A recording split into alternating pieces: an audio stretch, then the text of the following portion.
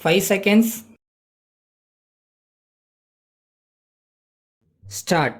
மாண்புமிகு மக்கள் நல்வாழ்வுத்துறை அமைச்சர் அவர்கள் சுகாதார ஊழியர்கள் மாநாட்டின் நிறைவு விழாவில் ஆற்றிய உரையாவது: அன்புமிக்க நண்பர்களே, சுகாதார ஊழியர்கள் மாநாட்டில் கலந்து கொண்டு நிறைவு உரையாற்றுவதற்கு எனக்கு அளித்த வாய்ப்புக்கு நன்றி கலந்த வணக்கத்தை தெரிவித்துக் கொள்கிறேன். இங்கே உரையாற்றிய நண்பர்களும் வாழ்த்துரை வழங்கிய பெரியோர்களும் நல்ல பல அறிவுரைகளை வழங்கியிருக்கிறார்கள். அவற்றை எல்லாம் நான் கூர்ந்து கவனித்துக் கொண்டிருந்தேன். இந்த மாநாட்டின் வாயிலாக நீங்கள் பல்வேறு கோரிக்கைகளை வைத்திருக்கிறீர்கள். உங்களுடைய எதிர்பார்ப்புகள் ஏராளமாக இருக்கின்றன. இப்போது நடைபெறுவது உங்களுடைய அரசு.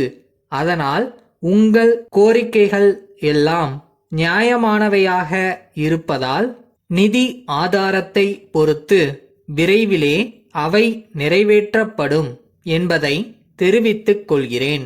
கடந்த கால இயற்கை சீற்றங்களினால் மக்கள் பெரும் துன்பத்திற்கும் துயரத்திற்கும் ஆளாகிவிட்டார்கள். அவர்களுடைய அத்தியாவசிய தேவைகளை உடனடியாக பூர்த்தி செய்ய அரசு திட்டமிட்டிருப்பதை நீங்கள் அறிவீர்கள். நலப்பணிகளுக்கு அதிகமான நிதியை செலவிட்டாலும் மக்களின் சுகாதாரத்தையும் பேணிக் காக்க வேண்டியது அரசின் தலையாய கடமையாக இருக்கிறது. இதிலே நீங்கள் பெரும் பங்காற்ற வேண்டியிருக்கிறது என்பதை சுட்டிக்காட்ட விரும்புகிறேன். அம்மை நோயை முற்றிலுமாக ஒழித்துவிட்டோம் என்பதில் நாம் பெருமை கொள்ளலாம். ஆனாலும் சில நேரங்களில் அதன் அறிகுறி தென்படுவதாக செய்திகள் வந்து கொண்டிருக்கின்றன.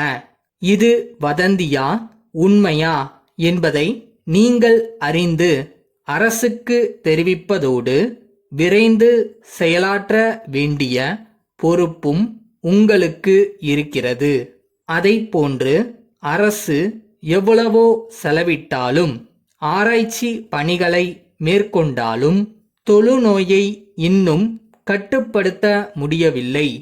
இந்நோய்க்கு தடுப்பு மருந்துகள் பல வந்துள்ளன. அவற்றை இலவசமாகவே எல்லா மருத்துவமனைகளிலும் கொடுக்கிறோம். சுகாதார பணியாளர்களை ஊர் ஊராக அனுப்பி ஆய்வு செய்வதற்கும் மருந்துகள் கொடுப்பதற்கும் ஏற்பாடு செய்கிறோம். துண்டு பிரச்சுரங்கள் மூலம் விழிப்புணர்வை தோற்றுவிக்கிறோம். இருந்த போதிலும் இந்நோயை முற்றிலும் கட்டுப்படுத்த முடியாமைக்கு என்ன காரணம் என்பதை கண்டறிந்து கடமையாற்ற வேண்டுமென்று கேட்டுக்கொள்கிறேன். மலேரியா நோய் பெரும்பாலும் கொசுவின் மூலமாகவே பரவுகிறது என்பதை அறிவோம். அதனால் கொசுவை ஒழிப்பதற்கு பல்வேறு தடுப்பு நடவடிக்கைகளை மேற்கொள்கிறோம். இருந்தாலும் கொசு ஒழிந்தபாடில்லை.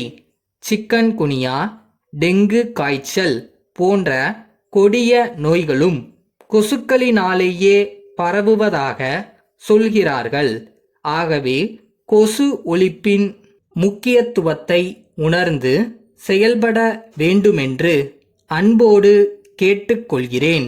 சுகாதார பணிகள் சிறப்பாக நடைபெற வேண்டுமானால் ஊர் நல பணியாளர்களின் உதவியையும் தொண்டு நிறுவனங்களின் ஆலோசனைகளையும் பெற்று நீங்கள் விழிப்புடனும் கடமையுணர்வுடனும் செயல்பட வேண்டும். உங்களுடைய கடமையில் கண்ணும் கருத்துமாய் இருங்கள்.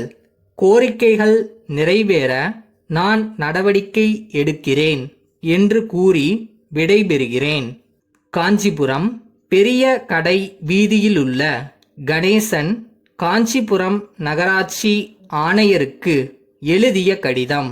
ஐயா, எங்கள் பகுதியில் தற்சமயம் மாவு, மிளகாய், சீயக்காய் முதலியன அரைக்கும் நிலையம் இல்லை. இது மக்களின் அன்றாட அத்தியாவசிய தேவையாகும். இவற்றை அரைப்பதற்காக இங்குள்ள பொதுமக்கள் 4 அல்லது 5 தெருக்களுக்கு அப்பாலுள்ள மாவு அரைக்கும் நிலையத்திற்கு செல்ல வேண்டியிருக்கிறது. இதனால் வீண் சிரமமும் காலதாமதமும் ஏற்படுகின்றன.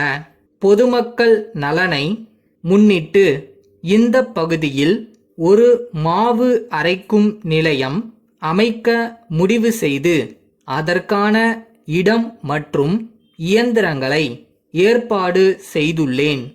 அதற்குரிய வரைபடம், இடத்தின் உரிமையாளரிடம் பெற்ற சம்மத பத்திரம் மற்றும் உரிமம் பெறுவதற்கான கட்டணம் செலுத்தியதற்கான நகராட்சி ரசீது முதலியவற்றை இத்துடன் இணைத்து அனுப்பியுள்ளேன்.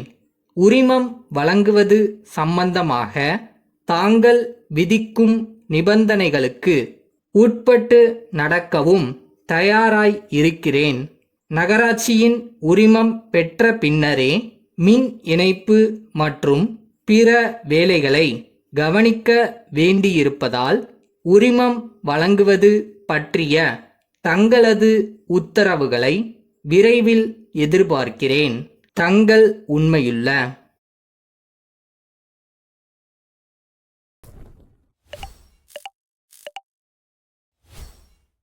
ஒரு வேலைன்னு எடுத்தா டே அண்ட் நைட் ஒர்க் பண்ற ஹார்ட் ஒர்க் வேணும். அது இருந்தா போதும் எந்த விஷயத்தையும் ஈஸியா ஜெயிக்கலாம்.